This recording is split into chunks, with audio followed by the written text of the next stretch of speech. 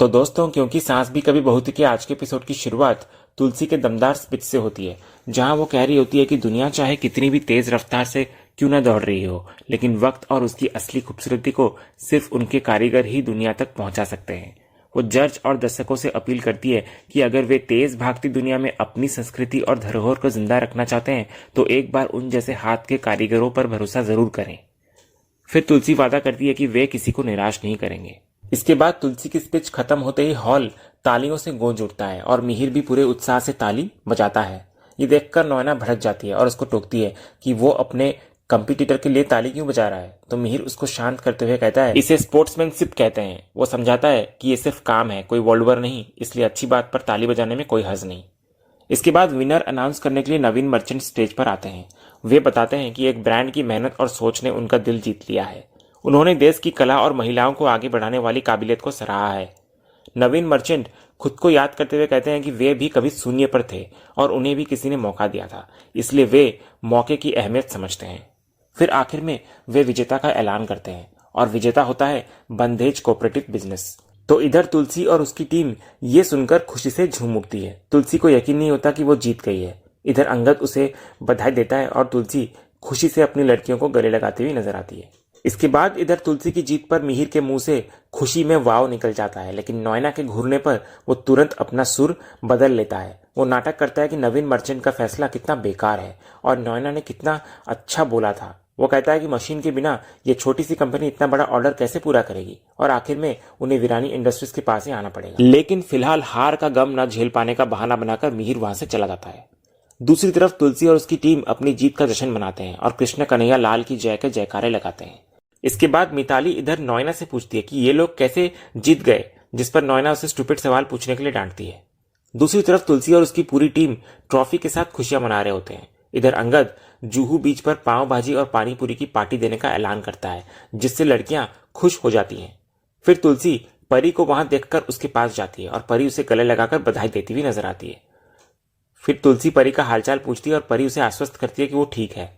जब सब इधर केक काटने के लिए तुलसी को बुलाते हैं तो परी जिद करती है कि मम्मा अपनी खुशियों का और इंतजार ना कराए और जाकर एंजॉय करे। तो तुलसी वहां से जाने लगती है, लेकिन सामने से नैना चली आती है। नैना तुलसी की जीत को किस्मत का खेल बताकर ताना मारती है, तो तुलसी भी उसको करारा जवाब देती हुई नजर आती है कि किस्मत भी उसी का साथ देती है जिसकी नीयत साफ और इरादे मजबूत हों। नैना की बोलती बंद करके तुलसी जश्न में शामिल हो जाती है। वो केक काटती है, सबको खिलाती है और अंगद सबके साथ एक यादगार सेल्फी लेता हुआ नजर आता है। दूसरी तरफ मिहिर अपनी हार का नाटक करते हुए जमकर शराब पी रहा होता है। तभी नैना के टोकने पर वो झूठा गुस्सा दिखाता है कि इतनी अच्छी स्पीच और वीरानी इंडस्ट्रीज की ताकत के बावजूद वे हार कैसे गए। वो नवीन मर्चेंट को अक्लमंद न होने का इल्जाम लगाता है, तो नैना उसको मार्केटिंग और सॉलिड पीआर के जरिए तुलसी को हराने का भरोसा देती हुई नजर आती है। तो इस पर मिहिर ताना मारता है कि सॉलिड मार्केटिंग से झूठ को भी सच बनाया जा सकता है। तो नैना को शक होता है कि कहीं मिहिर मजाक तो नहीं कर रहा है उसके साथ। तो मिहिर उसे अपनी वफादारी और शराब के नशे का वास्ता देकर यकीन दिलाता है कि वो नैना के साथ ही है। वो नाटक करता है कि वो बहुत दुखी है कि जिसे बिजनेस का बी तक नहीं आता, यानी कि तुलसी को, उसको कॉन्ट्रैक्ट मिल गया। वो अपनी कंपनी और पैसों की हालत का रोना रोकर नैना का शक दूर करने की कोशिश करता है। इधर नैना मिहिर पर अपना भरोसा जताते हुए कहती है कि भले ही उसको शक है कि मिहिर आज भी तुलसी को पसंद करता है, लेकिन उसे इस बात का पक्का यकीन है कि मिहिर को तुलसी से हारना बिल्कुल बर्दाश्त नहीं होगा। मिहिर उसकी बात को काटता नहीं, बल्कि अपना छठा पैक बनाते हुए कहता है कि वो शराब के नशे में है, इसीलिए वो सच बोल रहा है। तो नैना उसको ज्यादा ना पीने और जल्दी सोने की हिदायत देकर वहां से चली जाती है। जैसे ही नैना जाती है, मिहिर का शराबी और दुखी होने का नाटक खत्म हो जाता है। वो खुशी से उछल पड़ता है और तुलसी की जीत का जश्न मनाता हुआ नजर आता है। वो गर्व से कहता है कि तुलसी ये जीत पूरी तरह डिजर्व करती थी और उसे ही जीतना चाहिए था। फिर मिहिर अपनी खुशी जाहिर करने के लिए गाना लगाता है और अकेले ही झूमने लगता है, जिससे पता चलता है कि नैना के सामने उसका गुस्सा सिर्फ एक दिखावा था। फिर मिहिर बप्पा की मूर्ति के सामने जाकर धन्यवाद करता है उनका।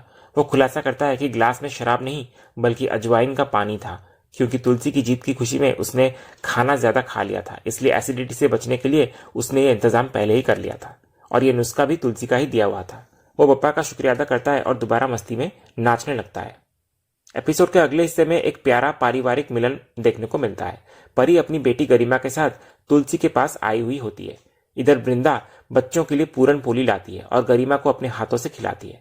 जब गरिमा थैंक यू कहती है तो वृंदा उसको प्यार से रोकती है कि अपनों को थैंक यू नहीं बोलते। इसके बाद वृंदा बच्चों के हाथ में प्लेट देकर बोलती है कि वो अंदर जाकर खा ले, तो बच्चे अंदर चले जाते हैं।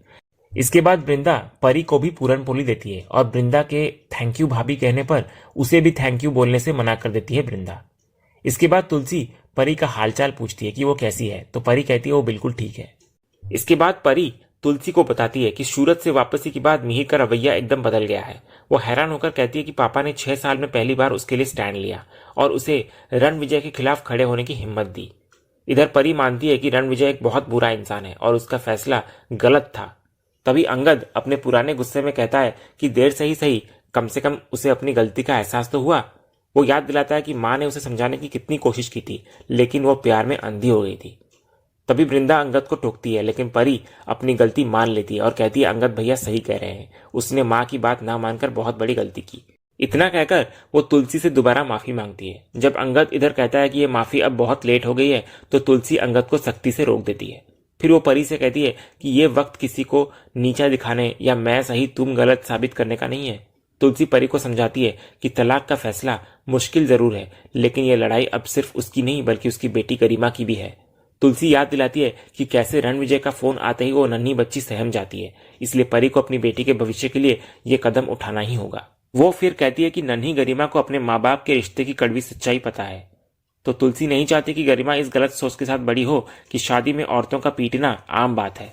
वो परी को समझाती है कि यह लड़ाई अब सिर्फ उसकी नहीं बल्कि उसकी बेटी के भविष्य की है, इसलिए उसे हिम्मत नहीं हारनी चाहिए। तो तुलसी आगाह करती है कि अंत में यह लड़ाई एक औरत को अकेले ही लड़नी पड़ती है। तो परी इस पर वादा करती है कि वो अपनी बेटी के लिए लड़ेगी और अपनी गलतियों की सजा उसे नहीं मिलने देगी। तो तुलसी फिर परी को आगे की रणनीति समझाती हुई नजर आती है। अगले सीन में ऋतिक मुन्नी के ऑफिस में होता है, जहां मुन्नी एक बड़ा खुलासा करती है। वो ऋतिक को बताती है कि वीरानी इंडस्ट्रीज की खास्ता हालत कोई संयोग नहीं है। विवादित जमीन पर फैक्ट्री लगाना, बाजार भाव से ज्यादा कीमत पर मशीनें खरीदना और लागत का लगातार बढ़ना, ये सब अंदरूनी साजिश की ओर इशारा करता है। मुन्नी को शक होता है कि कंपनी के अंदर ही कोई दीमक है जो उसे खोखला कर रहा है। वो ऋतिक को सलाह देती है कि पहले उस धोखेबाज को ढूंढना होगा, उसके बाद ही पैसों का इंतजाम करके जमीन का विवाद सुलझाया जा सकता है। तो इस पर ऋतिक अचानक से मुस्कुराता है। तो मुन्नी पूछती है क्या हुआ, तो ऋतिक कहता है उसे अभी तक यकीन नहीं हो रहा कि मुन्नी आज इतनी काबिल कलेक्टर बन गई है और ढेरों सर्टिफिकेट्स और ट्रॉफीज जीत चुकी है। फिर बातों बातों में दोनों पुरानी यादों में खो जाते हैं। ऋतिक याद करता है कि कैसे वो मुन्नी को नाइट स्कूल ले जाया करता था और होमवर्क करने के लिए पीछे पड़ा रहता था, क्योंकि मुन्नी के पास पढ़ाई के लिए वक्त ही नहीं होता था। इन मीठी यादों पर दोनों के चेहरे पर मुस्कान आ जाती है। तभी मुन्नी काम की बात पर आती है और ऋतिक से एक पर्पल फाइल मांगती है, लेकिन पर्पल की जगह वो गलती से पप्पल बोल देती है। तो ये सुनते ही ऋतिक हंस पड़ता है और उसे पुराने दिन याद दिलाता है कि जब वो इसी उच्चारण के लिए मुन्नी का मजाक उड़ाया करता था। वो खुश होकर कहता है कि मुन्नी बदली तो है, लेकिन इतनी भी नहीं कि अपनी मासूमियत खो दे। तो मुन्नी भी इधर बड़ी समझदारी से जवाब देती है कि इंसान को उतना ही बदलना चाहिए जिससे वो अपनी असली पहचान न खोए। इसके बाद मुन्नी ऋतिक के चश्मे के बारे में पूछती है, तो ऋतिक कहता है कि उसने इलाज करवा लिया है और अब उसे सब कुछ साफ साफ दिखाई देता है। तो मुन्नी इस बात को पकड़ लेती है और ऋतिक को इशारा करती है कि अब उसे अपनी कंपनी में हो रही गड़बड़ी और धोखे को भी इसी तरह साफ साफ देखना होगा और सुधारना होगा। वो वादा करती है कि अगर कभी उसकी जरूरत पड़ी तो वो हमेशा उसके साथ खड़ी है। इसके बाद ऋतिक को शोभा का फोन आता है और वो परी के बारे में कुछ कहती है, तो ऋतिक वहां से भागता हुआ चला आता है। इसके बाद जैसे ही वो शांति निकेतन पहुंचता है, उसके होश उड़ जाते हैं। पुलिस रणविजय को हथकड़ी लगा चुकी होती है।